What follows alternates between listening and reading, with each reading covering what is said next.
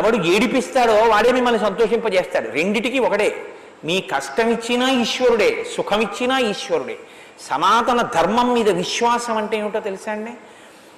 నాకు ఒక ఆపద వస్తే ఈశ్వరుణ్ణి నిందించడం కాదు.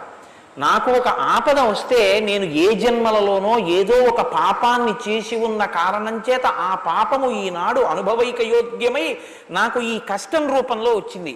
కాబట్టి ఈశ్వర, ఈ కష్టమును నేను భరించగలిగిన శక్తిని కృపచేయి. లేదా వేరొకసారి ఇక ఇటువంటి తప్పు చెయ్యకుండా నన్ను నేను నియంత్రించుకోగలిగినటువంటి శక్తిని నాకు కృపచేయి. ఈ రెండుగా ప్రార్థన చెయ్యడం.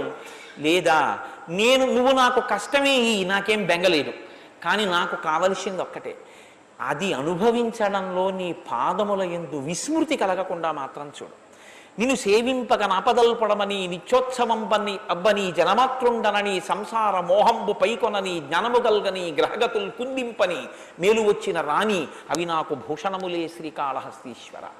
కాబట్టి దేవతలని ప్రార్థన చేసి హవిస్సు ఇస్తే దేవతలు అనుగ్రహించి మీకు ఏది మనుష్య జన్మకి అత్యంత అవసరమైన కోరికో, ఏ పాపము అడ్డు వచ్చి మీకు ఆ కోరిక తీరట్లేదో ఆ పాపాన్ని వాళ్ళు ఈశ్వరుడు నాకు ఇవి ఇచ్చాడు కాబట్టి నేను చెయ్యకుండా ఉండలేక చేస్తున్నాను.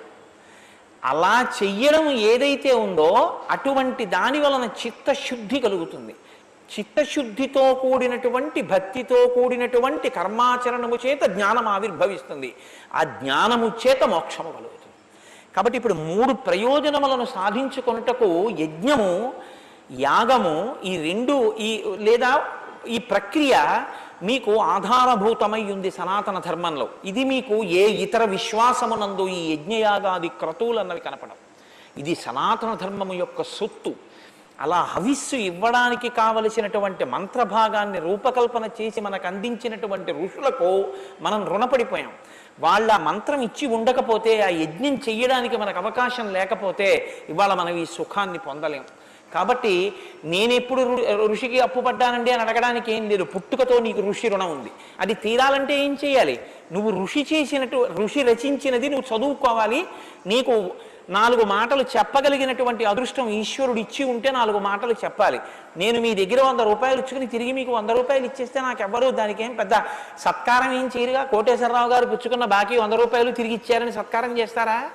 నేను వాల్మీకి మహర్షికి రుణపడ్డాను పుట్టుక చేత.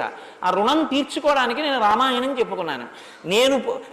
నా రుణం నేను తీర్చుకుంటే మీరు నాకు సత్కారం చేయడం ఎందుకు? నేను రామాయణం చెప్తే మీరు సత్కారం చేయాలా? నేను అప్పు తీరిస్తే మీరు సత్కారం చేస్తారా? చెయ్యరు. కాబట్టి ఎందుకు చెప్పుకోవాలి ఋషిప్రోక్తమైన విషయాలంటే నేను నా అప్పు తీర్చుకోవడానికి